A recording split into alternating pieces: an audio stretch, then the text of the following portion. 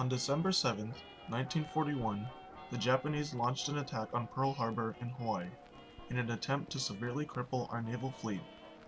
Due to the unfortunate surprise attack at Pearl Harbor, as well as the possibility of espionage and sabotage, the Japanese Americans of our west coast may be a primary source of information or potential soldiers for the Japanese military to use to their advantage. United States military and other political leaders are being led to believe that Japan is preparing for a full-scale attack on our U.S. mainland.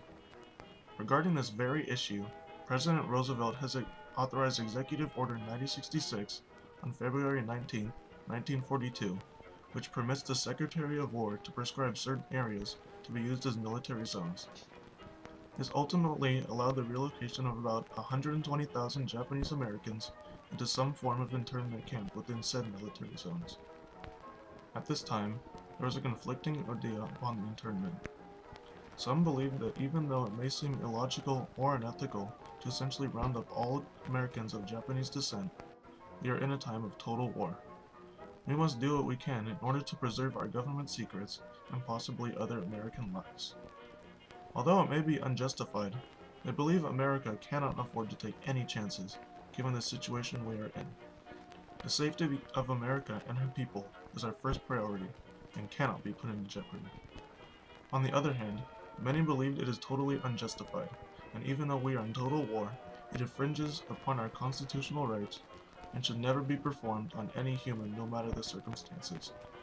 The mindset of those who are strictly focused upon what is best for our military, and potentially more important for our citizens, is what has brought the Japanese Americans into this oppression within our country. That being said, the oppression and sacrifice brought upon the Japanese Americans certainly should not be taken lightly.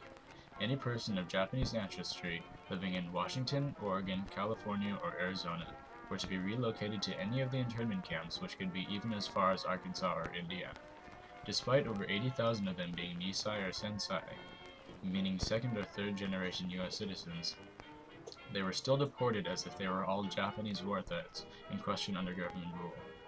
This meant that no matter who you were, or how important you may have been to your area, you were still to be sent to an internment camp. Men and women alike must sell all of their belongings, such as their house, vehicles, or even businesses, often at a largely reduced price. Sent by either train or bus, internees would make their way first to temporary facilities in either fairgrounds or large open areas to assemble, then would be later sent to a vast camp of barracks or otherwise empty space.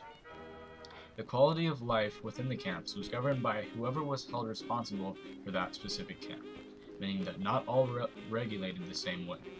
For instance, some camps provide food and housing at the level equal to the lowest ranking persons in the military, and the phrase shikata ga nai, meaning it cannot be helped, was commonly used to summarize the feelings of helplessness the families had throughout these conditions. In addition to this, many of the internees were farmers prior to their internment, but due to each of the camps being built in or around desert climate, it was hard to effectively produce crops. This made it even harder for them to adapt to their new lifestyles. Due to the indefinite length of their internment, those who still have most of their lives ahead of them must turn to their only hope, to prove to their country that they are patriotic, loyal citizens of the United States. After their internment had been put into place, and even before, many Japanese boys and men were encouraged to join the military. Despite their clear oppression and discrimination they received, most Japanese Americans truly were normal, loyal American citizens, and wanted the best for their country. This is the sole reason that they sacrificed everything they had, sometimes even willingly, for the potential greater good of America. Many of the internees would regularly salute to the American flag while in their containment, also to prove their allegiance to America.